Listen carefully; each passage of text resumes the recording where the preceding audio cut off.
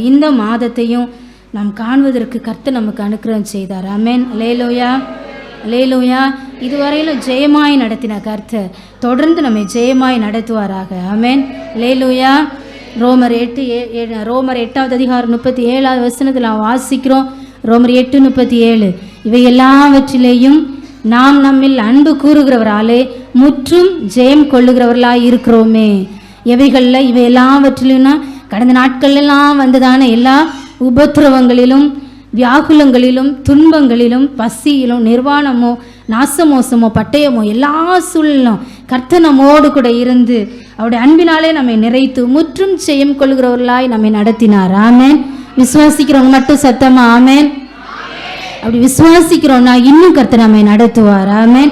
அல்லேலூயா. ஏன்னா வெளிப்படுத்தின விசேஷம் 5வது அதிகாரம் 5வது வசனத்தில் வாசிக்கும் பொழுது நம்முடைய கர்த்தர் யாரா? யூதா கோத்திரத்து சிங்கம், தாவீதின் வேறுமானவர். அந்த வசனத்தில் முடிக்கும் பொழுது வாசிக்கிறோம், ஜெயம் கொண்டிருக்கிறார். ஆமென். அல்லேலூயா. அவர் ஜெயம் கொண்டா நம்மளும் ஜெயம் கொள்ளுவோம். ஆமென். அல்லேலூயா. எல்லா பாவத்தின் வல்லமையின் மீதும் அவர் என்ன செய்தார்? ஜெயம் கொண்டார். எல்லா சாபத்தின் வல்லமைகள் மீதும் அவர் ஜெயம் கொண்டார். எல்லா சத்ருவின் வல்லமைகள் மீதும் அவர் ஜெயம் கொண்டார். எல்லா பாதாளத்தின் வல்லமைகள் மீதும் அவர் ஜெயம் கொண்டார். ஆமென். அல்லேலூயா. ஆகவே தான் அவருடைய சமூகத்தில் இந்த நாளில் ஜீவனோடு வந்து உட்கார்ந்துருக்கிறோம். சத்தமா அல்லேலூயா சொல்லுவோம். அல்லேலூயா. 1 கொரிந்தியர் 15:55 வசனத்தில் வாசிக்கிறோம், மரணமே உன் கூரை எங்கே, பாதாளமே உன் ஜெயம் எங்கே என்ற சவாலோடு கூட மரணத்தை ஜெயமாய் விழுங்கினவர் நம் கர்த்தர். ஆமென். அல்லேலூயா, அல்லேலூயா. அதே 1 கொரிந்தியர் 15:57 நாம் வாசிக்கிறோம், நம்முடைய கர்த்தராகிய இயேசு கிறிஸ்துவினாலே நமக்கு ஜெயம் கொடுக்கிற தேவனுக்கு ஸ்தோத்திரம். ஆமென். அல்லேலூயா. கர்த்தர் அப்படியே தொடர்ந்து இந்த மாதம் முழுவதும் கர்த்தர் நம்மை ஜெயமாய் நடத்துவாராக. ஆமென். அல்லேலூயா. சங்கீதம் 7:2 நாம் வாசிக்கிறோம். இந்த வசனத்தில் சங்கீதக்காரனாகிய தாவீது ஒரு அழகாய் ஒரு ஜெபத்தை அப்படியே ஏறெடுக்கிறதை வாசிக்கிறோம். சத்ரு சிங்கம் போல என் ஆத்துமாவை பிடித்து கொண்டு போய் விடுவிக்கிறவன் இல்லாமையால் அதை பீறாதபடிக்கு என்னை தப்புவியும். நம்ம ஒரு சின்ன ஜெபத்தை சொல்லிடுறோம், என்னை தப்புவியும். ஆனால் அவர் தெளிவாக இன்னொரு காரியத்தை சொல்கிறாரு. சரீரத்தை பற்றி கூட அவர் என்ன செய்யலை, கவலைப்படலை. ஆனால் ஒரு வார்த்தையை சொல்லுகிறார், என் ஆத்துமாவை பிடித்து கொண்டு போய். ஆமென். அல்லேலூயா. சத்ரு எப்படி வரான்? அவன் கர்ச்சிக்கிற சிங்கம் போல எவனை விழுங்கலாமோ வென்றுதான் அவன் என்ன செய்கிறான்? வகை தேடி சுற்றி திரிகிறான். ஆமென். அல்லேலூயா. முதல்ல அவன் நம்மளை பிடிக்கிறது எதை தான் பிடிப்பான்? நம்முடைய ஆத்துமாவை தான் அவன் பிடிக்கிறான். ஆமென். அல்லேலூயா.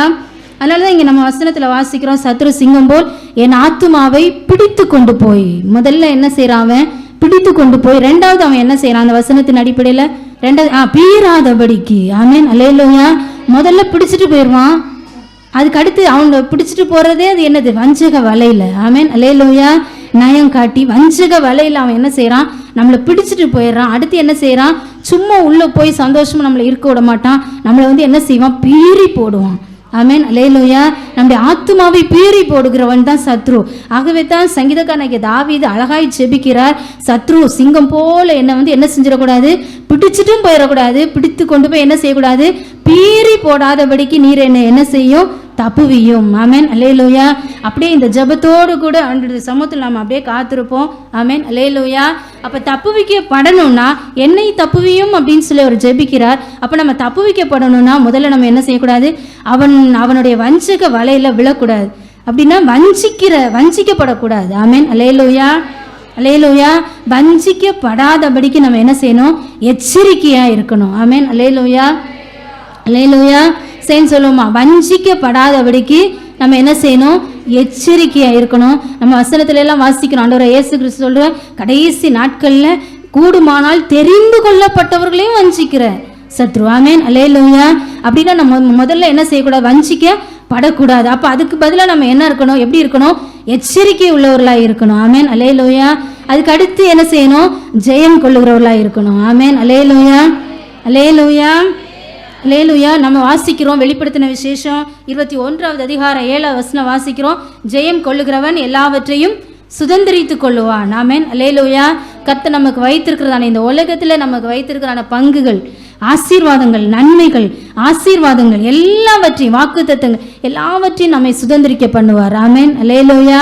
2 சாமுவேல் 23வது அதிகாரம் 20வது வசனம். இந்த வசனத்தை படிக்கும் பொழுதே நமக்கு தெரிகிறதான ஒரு காரியம் என்னது? சிங்கம். முதல் வார்த்தை என்னது? பராக்கிரமசாலியாகிய. ஆமென், அல்லேலூயா. இங்கே ஒரு மனுஷனை குறித்து பார்க்குறோம். பராக்கிரமசாலியாகிய யோய்தாவின் குமாரனும் கப்சேல் ஊரானுமாகிய பெனாயாவும் செய்கைகளில் வல்லவனாய் இருந்தான். ஆமென், அல்லேலூயா. பெனாயாவை குறித்து பார்க்கிறோம். அவன் செய்கைகளில் செய்கைகளில் வல்லவனாய் இருந்தான். இவன் யாருடைய மகனா? ஒரு பராக்கிரமசாலியுடைய மகன். அப்போ இவனும் பராக்கிரமசாலியாக தான் இருக்கிறான். ஆமென், அல்லேலூயா. இவன் என்ன பண்ணான் அப்படின்னு சொல்லி இந்த வசனத்தில் வாசிக்கிறோம். என்ன செய்தான்? சிங்கங்களை கொன்று போட்டான். ஆமென், அல்லேலூயா. அல்லேலூயா. நம்ம வேதாந்தத்தில் வாசிக்கிறோம், அநேகருக்கு கர்த்தர் சிங்கங்களை கிழித்து கொன்று போடுகிற வல்லமையை கர்த்தர் கொடுத்திருந்தார். ஆமென், அல்லேலூயா. ஏன்னா சும்மா கொடுக்கல. ஆமென், அல்லேலூயா. தம்முடைய திட்டத்தை அவர்கள் மூலமாய் நிறைவேற்றும்படியாக தான் கொடுத்தார். ஆமென், அல்லேலூயா. சும்மா கொடுக்கல. ஆமென், அல்லேலூயா. அப்போ நம்ம நமக்கு தெரிந்ததே சங்கீதக்காரனாகிய தாவீதை நமக்கு நல்லா தெரியும். அவர் என்ன பண்ணார்? சிங்கத்தை கிழித்து கொன்று போட்டார்.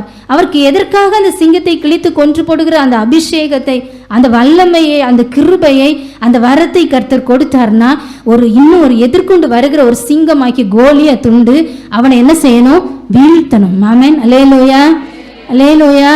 அதுக்கு அடுத்து தொடர்ந்து ராஜ்ய பாரத்தை கட்டும்படியாய், ராஜ்ய பாரம் தாவீதின் கையில் ஸ்திரப்படுவதற்கு ஏதுவாய் எதிராளிகள் நிறைய பேர் வருவாங்க. அவங்க எல்லாரும் என்ன செய்யணும்? வீழ்த்தணும். ஆமென், அல்லேலூயா. எதிரிகள் எல்லாருமே சிங்கம் போல தான் எழும்பி வருவாங்க. அவங்க எல்லாரையும் வீழ்த்தும்படியாகவே கர்த்தர் தம்முடைய திட்டத்தை நிறைவேற்றும்படியாகவே தான் இப்படிப்பட்டதான கிருபைகளை கர்த்தர் கொடுக்கிறார். ஆமென், அல்லேலூயா, அல்லேலூயா. இன்னொரு மனுஷனை குறித்து நமக்கு தெரியும். நியாயாதிபதியும் நஸ்ரேய விருதத்தை பெற்றிருந்தவனுமாகிய யாரு? சிம்சோனை குறித்து நமக்கு தெரியும். அவனுக்கும் கர்த்தர் என்ன செய்தார்?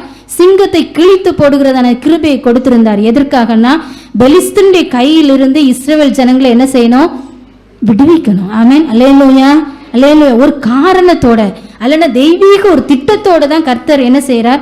ஒவ்வொருவருக்கும் தம்முடைய கிருபைகளை பகிர்ந்தளிக்கிறார். ஆமென், அல்லேலூயா. இந்த இடத்துல இந்த நாளில் இந்த காலவெளியில் வந்திருக்கிற யாருமே சொல்ல முடியாது கர்த்தர் எனக்கு ஒரு கிருபையுமே தரலன்னு. ஆமென், அல்லேலூயா. அப்ப கர்த்தர் எனக்கு கிருபைகளை தந்திருக்கிறார் அப்படின்னு சொல்றோம். சத்தம் அலையில சொல்லுவோம், சத்தம் அலையில சொல்லுவோம். அப்ப கிருபைகளை கர்த்தர் நமக்கு கிருபைகளை தந்திருக்கிறார்னா, தாளந்துகளை தந்திருக்கிறார்னா, திறமைகளை தந்திருக்கிறார்னா, வல்லமையை கர்த்தர் நமக்கு தந்திருக்கிறார்னா அவருடைய திட்டத்தை நிறைவேற்றுவதற்காக தந்திருக்கிறார். ஆமென், அல்லேலூயா. அதை புதைத்து வைப்பதற்காக அல்ல. ஆமென், அல்லேலூயா. அதை இன்னும் பயன்படுத்தி தேவனுடைய திட்டத்தை நாம் நிறைவேற்றுகிறவர்களாய் மாறணும். ஆமென், அல்லேலூயா. அப்படியே நம்ம இங்கே வாசிக்கிறதான ஒரு மனுஷனும் இந்த பெனாயா பராக்கிரமசாலியுடைய மகன். ஏன்னா அவனுடைய அப்பாவை அந்த யோய்தாவின் குமாரன் அப்படின்னு சொல்லி போட்டிருக்கு.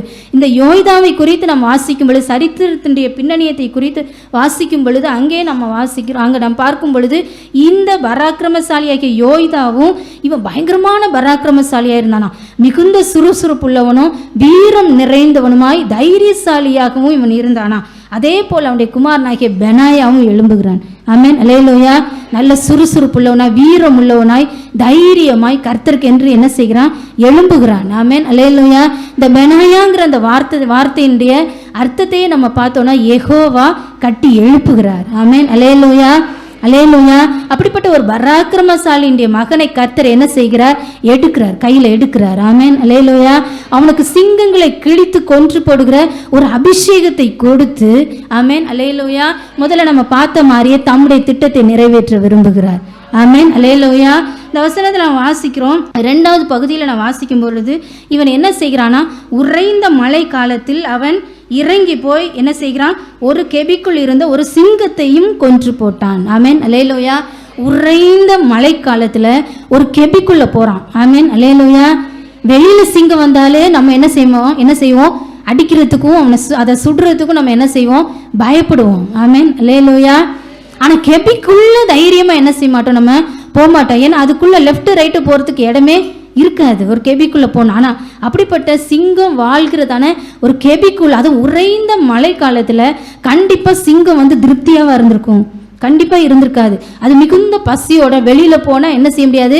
வேட்டையாட முடியாது. ஏன்னா உறைந்த பனிக்காலம், மழைக்காலம், அதில் வெளியில் போக முடியாமல் மிகுந்த பசியோடு தான் உள்ளே இருந்திருக்கும். நிச்சயமாக நம்ம எப்படி தெரிஞ்சுக்கிறோன்னா, அந்த சிங்கம் மிகுந்த பசியோட, கோபத்தோட, அந்த வீரத்தோட யார் வந்தாலும் அடித்து என்ன செஞ்சிடணும்? கொன்று சாப்பிடணுங்கிற அந்த ஒரு மனப்பக்குவத்தோடு தான் இருந்திருக்கும். ஆனால் அந்த சமயத்திலும் இந்த பெனாயா உள்ள போய் என்ன செய்கிறான், அதை கிழித்து அடித்து என்ன செய்கிறான், கொன்று போடுகிறான். ஆமென், அல்லேலூயா. இப்போ நம்ம முதல் பக்கத்தில் நம்ம வந்துட்டோம்னா, முதல் பகுதியில் நம்ம இன்னொரு காரியத்தை குறித்து வாசிக்கிறோம்.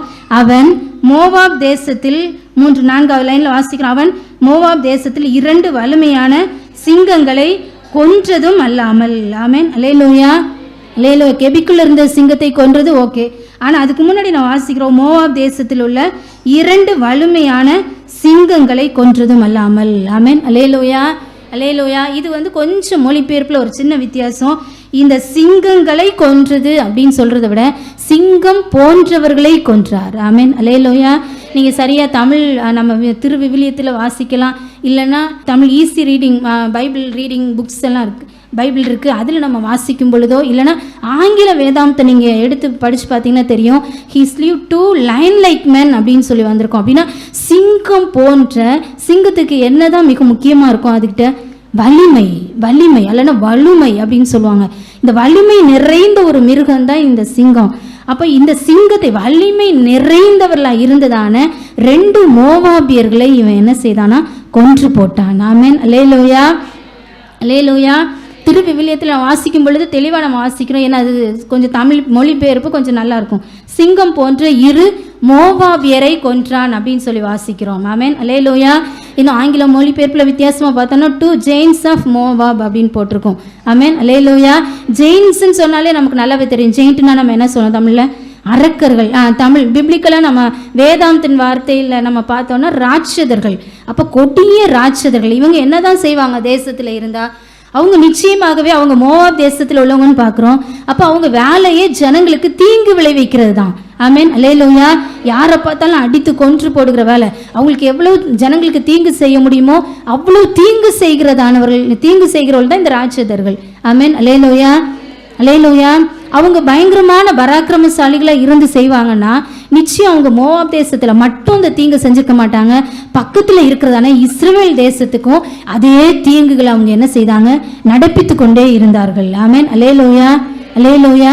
அதனால தான் இந்த பெனாயா அவனுடைய வார்த்தையின்படியே அவன் என்ன செய்கிறான், தேசத்தை கட்டி எழுப்புகிறவன். ஆமென், அல்லேலூயா. அந்த ஒரு அபிஷேகத்தை கர்த்தர் அவனுக்கு கொடுத்திருந்தார். ஆமென், அல்லேலூயா. ஒருவேளை அரியணையில தாவீது இருந்தாலும் தாவீதுக்கு மிக முக்கியமான மெய் காவலாளர்களுக்கு தலைவனாய் கர்த்தர் இந்த பெனாயாவை ஏற்படுத்தினார். ஆமென், அல்லேலூயா, அல்லேலூயா. ஏன்னா அந்த அபிஷேகத்தை கர்த்தர் கொடுத்தபடினால அந்த பொறுப்பையும் கர்த்தர் கொடுத்து நடத்தினார். ஆமென், அல்லேலூயா, அல்லேலூயா. ஏன்னா இவன் என்ன பண்றான்னா, அந்த பொறுப்பு கிடைப்பதற்கு முன்பதாகவே இந்த ஜனங்களுக்கு தீங்கு விளைவிக்கிறதான தன்னுடைய வலிமையினால, ஆமென், அல்லேலூயா, தன்னுடைய பராக்கிரமத்தினால, தன்னுடைய அந்த மாம்ச பலத்தினால, ஆமென், அல்லேலூயா, அல்லேலூயா. அந்த மாம்ச பலன் எதை குறிக்கிறதுனா, இந்த மாம்சத்தின் இச்சையை குறிக்கிறது. ஆமென், அல்லேலூயா.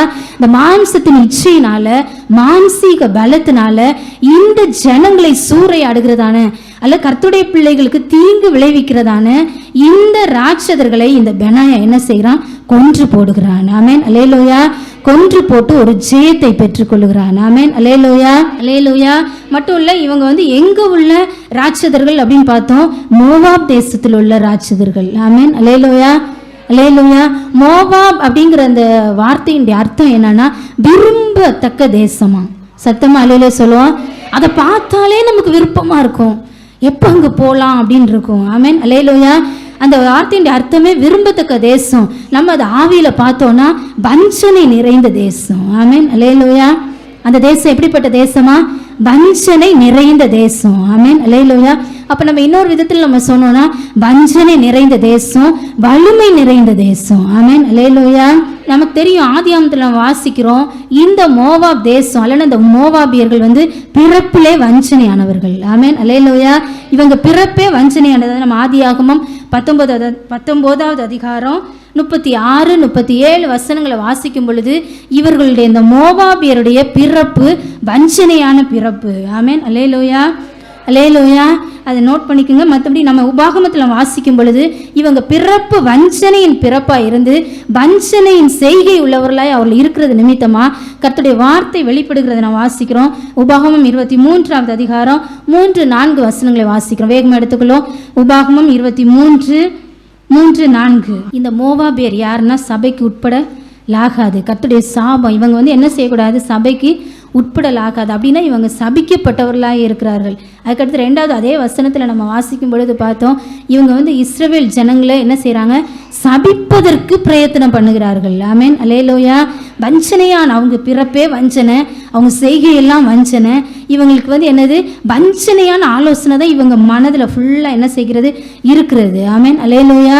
அப்போ கர்த்தருடைய பிள்ளைகளை குறித்தும் இவங்க என்ன செய்கிறாங்க, வஞ்சனையாய் செயல்படுகிறவர்களாக இருக்கிறார்கள். ஆமென், அல்லேலூயா, அல்லேலூயா. அப்போ இந்த மோவாப் தேசத்தில் இருக்கிறதான காரியங்கள் என்னென்ன, 1 வலிமை நிறைந்தவர்களாக இருக்கிறாங்க, 2 வஞ்சனை உள்ளவர்களாக இருக்கிறாங்க. சத்தமாலையிலே சொல்லுவோம், சத்தமாலையிலே சொல்லுவோம். இந்த வலிமை எதை குறிக்கிறதுனா, மாம்சத்தின் இச்சை, மாம்ச பலத்தோடு இருக்கிறதான மாம்சத்தின் இச்சையை குறிக்கிறது. இந்த வஞ்சனை எதை குறிக்கிறதுனா, கண்களின் இச்சையை குறிக்கிறது. ஆமென், அல்லேலூயா, அல்லேலூயா. அப்ப இந்த மாம்சத்தின் இச்சையும் இந்த கண்களின் இச்சையும் இந்த பெனாயா ஜெயித்தார். ஆமென், அல்லேலூயா. எத்தனை பேர் ஜெயிக்க வாஞ்சிக்கிறீங்க? சத்தமா கரங்களை தட்டி நல்ல கர்த்தரை ஸ்தோத்திரிப்போம். இந்த மாம்சத்தின் இச்சைகளை, உலகம் எங்களுக்கு முன்பதாக விரிக்கிறதான எல்லா மாம்சத்தின் இச்சைகள், கண்களின் இச்சைகளை, இந்த உலகத்தின் வலிமையை, வஞ்சனைகளை ஜெயிக்கிறதான ஒரு விசேஷித்த கிருபையை கர்த்தர் நமக்கும் கட்டளையிடுவாராக. ஆமென், அல்லேலூயா, அல்லேலூயா. உதாரணமாக நம்ம பார்த்தோம்னா, இந்த ரூத் புஸ்தகத்தில் வாசிக்கும் பொழுது 1வது அதிகாரத்தில் அங்கே பார்க்குறோம், நகோமியின் குடும்பத்தை குறித்து பார்க்குறோம். அந்த எலிமெலேக்கு அவர் எப்ராத்திய வம்சத்தை சேர்ந்தவர். நம்ம சரித்திர பின்னணியில் பார்க்கும் பொழுது அவர்கள் மிகுந்த செல்வமுடையவர்களாக இருந்தார்களாம். ஆமென், அல்லேலூயா. எப்ராத்தியர்கள் மிகுந்த செல்வமுடையவர்களாக இருந்தார்களாம். அப்போ அப்படிப்பட்டதான வம்சத்தில் உள்ளவர் தான் யாரு, எலிமெலேக்கு. இப்போ அவங்களுக்கும் மிகுந்த செல்வம் இருக்கிறது. ஆனால் இவருடைய பார்வையெல்லாம் எங்கே தான் திருப்பப்பட்டுச்சு, லேசாக பெத்லகேமில் ஒரு பஞ்சம் அப்படி லேசாக வருது. ஆமென், அல்லேலூயா. லேசாக பஞ்சம்னு லேசாக கேள்விப்பட்ட உடனேயே இவங்க பார்வையெல்லாம் எங்கே போகுது, மோவாப் தேசத்தை நோக்கி பார்க்கிறது. ஆமென், அல்லேலூயா. இருக்கிறது எங்க, அப்பத்தின் வீட்டில். ஆமென், அல்லேலூயா, அல்லேலூயா. இருக்கிறது அப்பத்தின் வீட்டில். ஆனால் இவங்க பார்வைக்கு அந்த மோவாபுடைய வஞ்சனை எப்படி இழுக்குதுன்னா, அதுதான் அப்பத்தின் வீடு போல காட்டுகிறது. ஆமென், அல்லேலூயா. இங்கே செழிப்பான பிரதேசத்தில் இவங்க வாழ்றாங்க. ஆனால் இவங்க பார்வைக்கு எதுதான் செல்வ செழிப்பான இடமா தெரியுது, அந்த வஞ்சனையின் பார்வை. இவங்களுக்கு எது செல்வ செழிப்பா தெரியுது, மோவாப். ஆமென், அல்லேலூயா. மோவாப் தான் செல்வ செழிப்பா இருக்கிற மாதிரி தெரியுது. ஆமென், அல்லேலூயா. இங்க பெத்லகேம் திருப்தியின் வீட்டில் இருக்கிறாங்க. ஆமென், அல்லேலூயா. ஆனா இவங்களுக்கு எதுதான் வஞ்சனையின் அந்த ஸ்தலமாகி அந்த மோவாப் திருப்தியின் வீடு போல இவங்களுக்கு தெரிகிறது. ஆமென், அல்லேலூயா. இவங்க நன்மையின் வீட்டில் தங்கி இருக்கிறாங்க. ஆனா இவங்களுடைய பார்வைக்கு மோவாப் நன்மையின் வீடு போல தெரிகிறது. ஆமென், அல்லேலூயா. இன்னைக்கும் நம்ம உலகம் நமக்கு அப்படிதான் மாயான வலையை காண்பிக்கிறது. இங்க இருக்கும் பொழுது ஒரு அழகான பழமொழி சொல்லுவாங்க, இக்கரைக்கு அக்கறை தான் என்னது பச்சையா தெரியுமா. ஆமென், அல்லேலூயா, அல்லேலூயா. அப்ப கர்த்தர் நம்மை நாட்டி நம்மை வைத்திருக்கிறதான இடம் நிச்சயமாகவே ஆசீர்வாதமான ஸ்தலம். ஆமென், அல்லேலூயா, அல்லேலூயா. இது கர்த்தர் உலாவுகிறதான ஸ்தலம், கர்த்தர் அசைவாடுகிற ஸ்தலம். நம்ம வீட்டில் நம்ம கர்த்தரை உயர்த்துகிறோம்னா நம்ம வீட்டிலையும் கர்த்தர் அசைவாடுகிறார். ஆமென், அல்லேலூயா. இதில் நான் தங்குகிறபடியால் நான் என்ன செய்வேன், இதை நான் விரும்பினபடியால் இங்கே நான் என்ன செய்வேன், வாசம் பண்ணுவேன். ஆமென், அல்லேலூயா. அவர் விரும்புகிறதற்கு ஏதுவான துதிகளை எங்க நம்ம ஏறெடுக்கிறோமோ அங்கெல்லாம் கர்த்தர் வாசம் பண்ணுகிறார். ஆமென், அல்லேலூயா. இதை விட்டுட்டு உலகம் நமக்கு விரிக்கிறதான அல்லனா கெர்ச்சிக்கிற சிங்கம் போல சத்ரு நமக்கு விரிக்கிறதான இந்த மாய வலைகளை நம்ம என்ன செய்யக்கூடாது, நம்முடைய பார்வை திரும்பவே கூடாது. ஆமென், அல்லேலூயா, அல்லேலூயா. இந்த நகோமிக்கு அந்த வஞ்சனையான மோவாப் மீது பார்வை திருப்பப்பட்டது. ஆமென், அல்லேலூயா, அல்லேலூயா. உடனே அப்பத்தின் வீடை விட்டுட்டு அவங்க என்ன செய்யறாங்க, மோவாப்க்கு போனாங்க. ஆனா எல்லாவற்றையும் இழந்தவர்களாய் மீண்டும் திரும்பி வர்றாங்க. ஆமென், அல்லேலூயா. நான் ஏற்கனவே சொன்னேன், இவங்களுக்கு மிகுந்த செல்வம் இருந்துச்சு. அவங்க இங்க இருக்கும் பொழுதே அவங்க என்ன செய்யலாம், பஞ்ச காலத்திலேயே நிறைவா இருக்கலாம். ஆமென், அல்லேலூயா. அவங்க எல்லாவற்றையும் இழந்தவர்களாய் திரும்பி வரும் பொழுது கூட இங்க வந்த உடனே நம்ம வாசிக்கிறோம், ரூத் 1வது அதிகாரம் 19வது வசனத்துல வாசிக்கிறோம், ஊரார் எல்லாரும். அப்ப அங்க ஒண்ணு வந்த பஞ்சத்துல ஒருத்தருமே என்ன செய்யல, மரித்ததாய் வேதமும் சொல்லல, சரித்திரமும் சொல்லல. ஆமென், அல்லேலூயா. இப்ப அயலகத்தால் உறவினர் எல்லாரும் அவங்க என்ன செய்யறாங்க, அங்க இருக்குதான் செய்யறாங்க. ஆமென், அல்லேலூயா. ஆனா மோவாபுடைய வஞ்சனையில விழுந்ததான நகோமி எல்லாவற்றையும் இழந்தவளாய் மீண்டு வந்தாள். ஆமென், அல்லேலூயா. ஆனால் கர்த்தர் கைவிடல, மீண்டும் கட்டி எழுப்புகிறார். ஆமென், அல்லேலூயா, அல்லேலூயா. அதை நான் வாசிக்கும் பொழுது ஆதியாகமத்தில் வாசிக்கிறோம், 3வது அதிகாரம் 6வது வசனத்தில் வாசிக்கிறோம். அங்கேயும் ஆதாமையும் ஏவாளையும் கர்த்தர் சிருஷ்டித்து உருவாக்கி அழகான ஏதேன் தோட்டத்துக்குள்ளே வைத்து அங்கே அநேக விருட்சங்களை வைத்து அநேக கனித்தரும் விருட்சங்களை எல்லாம் வைத்து அவர்களை சந்தோஷமாய் அங்கே ஆண்டு கொள்ளும்படியே வைத்தார். ஆனால் ஒரே ஒரு மரத்தை மட்டும் அவர் என்ன செய்தார்? விலக்கி வைத்திருந்தார். ஆமென், அல்லேலூயா. இந்த ஏவாளுக்கு அந்த தோட்டத்தில் இருக்கிற ஏதேன் தோட்டத்தில் இருக்கிறதான இவ்வளவு விருட்சங்கள் இருக்கிறது, அதன் மேலெல்லாம் தன்னுடைய கண் என்ன செய்யல? பார்வைக்கு இன்பமா படல. ஆமென், அல்லேலூயா, அல்லேலூயா. அதன் மீதெல்லாம் பார்வைக்கு இன்பமா படல. அவ்வளோ விருட்சங்கள், ஜீவனுக்கு ஏதுவான அவ்வளோ விருட்சங்கள் இருக்கிறது. ஆனால் அதன் மேலெல்லாம் பார்வைப்படாம இந்த விலக்கப்பட்ட விருட்சத்தின் மீது தன்னுடைய பார்வை பதிந்தது. ஆமென், அல்லேலூயா. ஆகவே நடந்தது என்ன? தோட்டத்தை விட்டு அவங்க என்ன செய்தாங்க? விரட்டப்பட்டார்கள். ஆமென், அல்லேலூயா. அதே நம்ம அதே ஆதியாகமத்தில் வாசிக்கிறோம், 26வது அதிகாரம் 2வது வசனத்தில் வாசிக்கும் பொழுது அங்கே நம்ம வாசிக்கிறோம், 1 வசனத்தில் வாசிக்கும் பொழுது ஆபிரகாமுடைய காலத்தில் இருந்ததான பஞ்சத்தை அல்லாமல் ஈசாக்குடைய காலத்திலையும் என்ன செய்கிற? தேசத்தில் ஒரு பஞ்சம் வருகிறது. அப்போ உடனே ஈசாக்கு என்ன செய்கிறார்? யோசிக்கிறார், நம்ம எங்கே போகலாம்? இவருடைய பார்வைக்கு தூரத்தில் தெரிகிற எகிப்து நல்ல செல்வ செழிப்பாக இருக்கிறதை பார்க்கிறார். உடனே இவர் என்ன செய்கிறார்? அங்கே போகலாமா அப்படின்னு மனதில் அவருக்கு எழும்பும் பொழுது ஆண்டவர் அவரை பார்த்து 2வது வசனத்தில் சொல்றார், இல்லை ஈசாக்கே 2வது வசனத்தை வாசிப்போம். தரிசனமாகி, நீ எகிப்துக்கு போகாமல் நான் உனக்கு சொல்லும் தேசத்திலே குடியிரு. ஆமென், அல்லேலூயா, அல்லேலூயா. அவர் இந்த கர்த்தர் சொல்லும் தேசத்தில் குடியிருக்கும் பொழுது தொடர்ந்துள்ள வசனங்கள் எல்லாம் வாசிக்கும் பொழுது அந்த ஜனங்கள் கூட வாசம் பண்ணவே முடியாது. அவ்வளோ கொடூரமான ஜனங்கள். நம்ம அதை தொடர்ந்து அப்படியே ஆவியில் தியானிச்சு அதை வாசித்து பார்த்தோன்னா தெரியும். அந்த ஊரார், அந்த கேரார் ஊரார் வாக்குவாதம் பண்ணுறவங்க, சண்டை போடுறவங்க, பொறாமை நிறைந்தவர்கள். அங்கே வாசம் பண்ணவே முடியாது. இன்னைக்கு நம்ம பக்கத்து வீட்டுக்காரங்க நம்ம மேலே பொறாமைப்படுறாங்களா? அந்த பொறாமைனால், அந்த வன்கண்ணின் ஆவினாலேயே நம்ம வாழ முடியாமல் இன்றைக்கு உலகத்தில் அநேகர் வீடுகளை விட்டுட்டு சொந்த வீடு பார்த்து வச்ச வீடெல்லாம் வித்துட்டு என்ன செய்கிறாங்க? எங்கேயோ போகிறாங்க. ஆமென், அல்லேலூயா. ஆனால் ஈசாக்கை கர்த்தர் வாசம் பண்ண சொன்னதான அந்த ஊர் ஈசாக்கால வாசம் பண்ண முடியாத ஊர் தான். ஆமென், அல்லேலூயா. சும்மா 10 விதமான மோசமான ஜனங்கள் வாசம் பண்ணுகிறதான ஊர் தான் அந்த ஊர். ஆனால் அதன் மத்தியிலும் அவர் கர்த்தருடைய வார்த்தையின்படி வாழ்ந்த பொழுது கர்த்தர் ஈசாக்கை ஆசீர்வதித்தார். ஆமென், அல்லேலூயா. ஆபிரகாமுக்கு கொடுக்கப்பட்ட எல்லா ஆசீர்வாதமும் ஈசாக்கின் தலைமையில இருக்கு. ஆமென், அல்லேலூயா. அதை அல்லாமல் கர்த்தர் தானியத்தினால இன்னும் அதிகமாக ஆசீர்வதிக்கிறார். அவன் ஈசாக்கு விதைக்கும் பொழுது அவனுக்கு எவ்வளவு பலன் கிடைச்சிச்சா? 100 மடங்கு. ஆமென், அல்லேலூயா. ஆபிரகாமின் ஆசீர்வாதத்தை காட்டிலும் ஈசாக்கின் ஆசீர்வாதம் அதிகம். ஆமென், அல்லேலூயா, அல்லேலூயா. அதே அதிகாரத்தில் மீண்டும் மீண்டும் வாக்குவாதமா பரவாயில்ல துறவுகளை வெட்டுகிறார். தன்னுடைய தகப்பன் துறவு வெட்டினது எல்லாம் மீண்டும் மீண்டும் வெட்டுகிறார். ஆமென், அல்லேலூயா. துறவுகளை வெட்டிட்டே இருக்கணும். ஆமென், அல்லேலூயா. சோர்ந்து போய் இருக்கிறவளாய் அல்ல. ஆமென், அல்லேலூயா. மீண்டும் மீண்டும் ஜெபத்துல துறவுகளை தோண்ட ஆசீர்வாதம் பெருக்கெடுத்து ஓடும். ஆமென், அல்லேலூயா. வாக்குவாதத்தை பார்த்து கலங்கி நிற்கிறவர்களாய் அல்ல. ஆமென், அல்லேலூயா. சண்டைகளை பார்த்து கலங்கி நிற்கிறவர்களாய் அல்ல, சோர்ந்து போய் நிற்கிறவர்களாய் அல்ல. ஆமென், அல்லேலூயா. மீண்டும் மீண்டும் எசேக்கா, அடுத்து சித்னாவா, ஆமென், அல்லேலூயா. அதன் மத்தியில் மீண்டும் மீண்டும் துறவுகளை தோண்ட கர்த்தர் நமக்கு ஒரு ரெகோபோத்தை வைத்திருக்கிறார். ஆமென், அல்லேலூயா. ஒரு விசாலத்தை, ஒரு இடம் உண்டாக. ஆமென், அல்லேலூயா. இந்த மாதத்திலும் கர்த்தர் அப்படிப்பட்டதான விசேஷித்த கிருபை கர்த்தர் நமக்கு தரப்போகிறார். ஆமென், அல்லேலூயா. வருகிற வருடத்தை எதிர்நோக்கி துறவுகளை தோன்றோமா? ஆமென், அல்லேலூயா. கர்த்தர் அப்படியே நம்மை ஆசீர்வதிக்கிறார். ஆமென், அல்லேலூயா. அதுக்கடுத்து பார்க்கிறோம் பேர்சபா, அதுலயும் துறவு தோண்டுகிறதை பார்க்கிறோம். இரட்டிப்பான ஆசீர்வாதங்களை பெற்றுக்கொள்கிறார். ஆமென், அல்லேலூயா, அல்லேலூயா. அப்ப கர்த்தருடைய வார்த்தையின்படியே அந்த வஞ்சனைக்கு உட்படாம எகிப்தின் செல்வ செழிப்பை பார்த்து ஓடாம இருந்துதான இருக்கிற இடத்துல, நாட்டப்பட்டிருக்கிற இடத்துல, கர்த்தர் வைத்திருக்கிற இடத்துல இருக்கும் பொழுது நிச்சயம் கர்த்தர் நம்மை ஆசீர்வதிப்பார். ஆமென், அல்லேலூயா, அல்லேலூயா. அதே ஆதியாகமத்தில் வாசிக்கும் பொழுது இன்னொரு மனுஷனை குறித்து வாசிக்கிறோம். ஆபிரகாம் கூட இருந்த மனுஷன் தான் யாரு? இந்த லோத்து. ஆமென், அல்லேலூயா. கூட இருக்க முடியல, ஒரே பிரச்சனை. உடனே என்ன செய்யறாங்க, வேற வேற இடத்தை தெரிந்து கொள்ளும்படியாய் அவர்கள் என்ன செய்யறாங்க, பிரயாசப்படுறாங்க.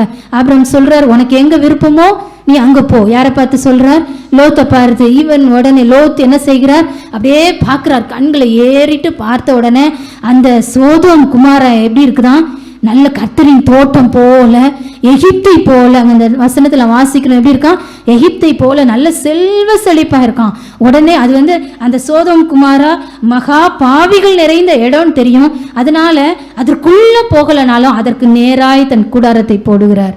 ஆமென், அல்லேலூயா.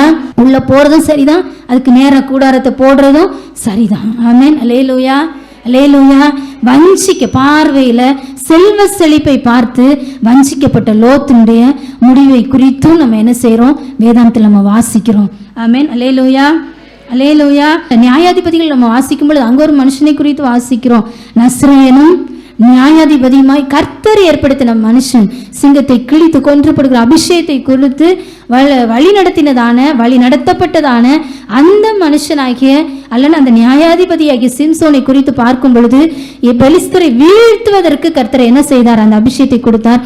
ஆனா பெலிஸ்தருடைய அந்த வஞ்சனையான வலையில இவர் என்ன செய்தார், விழுந்தார். ஆமென், அல்லேலூயா. அங்கு உள்ளதான அந்த தொழிலாளருடைய அழகுல என்ன செய்தாராம், மயங்கினார். ஆமென், அல்லேலூயா. ஆகவே ஆவியானவருடைய பலத்தை இழந்தார். சத்தமா அல்லேலூயா சொல்லுவோம். வஞ்சனை நம்ம என்ன செய்யும், ஆவியானுடைய பலத்தை இழக்க செய்யும். ஆமென், அல்லேலூயா. பெற்றுக்கொண்ட அபிஷேகத்தை இன்னும் அனல் மூட்டி எழுப்பணும். ஆமென், அல்லேலூயா. கர்த்தருடைய வார்த்தை சொல்லுகிறது, புது எண்ணெயால் அபிஷேகம் பண்ணப்படுகிறேன். ஆமென், அல்லேலூயா. தாவீதுக்கு முன்னாடியும் வஞ்சனையான வலைகள் வந்தது. ஆமென், அல்லேலூயா. விழுந்தாலும் மீண்டும் என்ன செய்கிறார், போராடுகிறார். ஆண்டவரே, உமது ஆவியை என்னை விட்டு எடுத்து போடாதீங்க, விலக்காதீங்க. இரட்சணியத்தின் சந்தோஷத்தை என்னை விட்டு எடுத்து போடாங்க. போராடி மீண்டும் என்ன செய்கிறார், பெற்றுக்கொள்ளுகிறார். சந்தோஷமாய் சொல்லுகிறார், புது எண்ணெயால் நான் என்ன செய்கிறேன், அபிஷேகம் பண்ணப்படுகிறேன். ஆமென், அல்லேலூயா. அப்படி எத்தனை பேர் வாஞ்சிக்கிறீங்க, நானும் ஆவியானுடைய பலத்தை இழக்காம புது எண்ணெயால் நான் ஒவ்வொரு நாளும் அபிஷேகம் பண்ணப்படணும்னு சொல்றேன் மட்டும் நல்ல கரங்களை தட்டி கர்த்தரை ஸ்தோத்திரிப்போம். ஹல்லேலூயா, ஆமென். ஸ்தோத்திரம், ஸ்தோத்திரம், ஸ்தோத்திரம்.